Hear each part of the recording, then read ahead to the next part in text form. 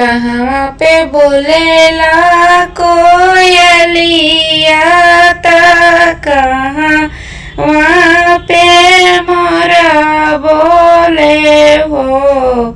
अरे हो कहाँ पे बोले सहारे सावा महलिया उठे सोहा।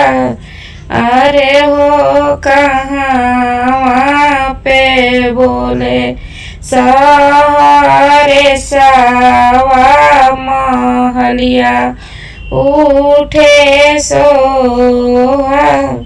वृंदावन में बोलेला कोयलिया ता मथुरा में मोरा बोले हो।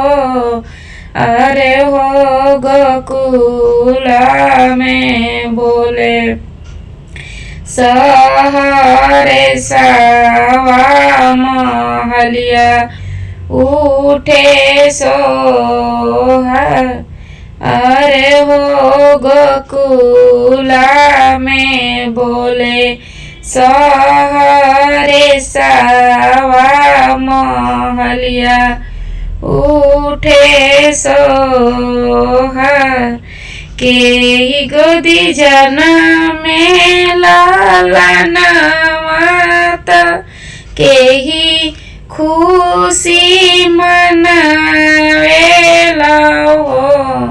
अरे हो के ही घर बाजे लाहो बजना महलिया उठे सोहा।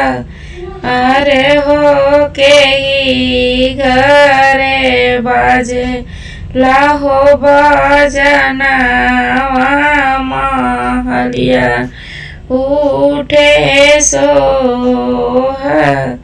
देवकी गोदी जना में लालना माता वासुदेव खुशी मनावेला हो। अरे हो नंद घरे बाजे लाहो बजना महलिया उठे सोहा। अरे हो नंद घरे बाजे लाहो बजना महलिया उठे सोहा। कहाँ पे बोलेला कोयलिया ता कहाँ पे मोरा बोले हो। अरे हो कहाँ पे बोले सहारे सावा महलिया उठे सोहर महलिया उठे सोहर।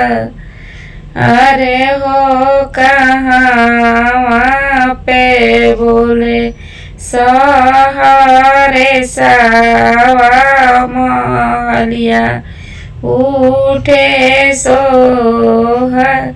मेरा वीडियो आप सबको कैसा लगा कमेंट बॉक्स में ज़रूर बताइए। फिर मिलेंगे नेक्स्ट वीडियो में, तब तक के लिए बाय। वीडियो अच्छा लगे तो लाइक कमेंट शेयर सब्सक्राइब करना ना भूले।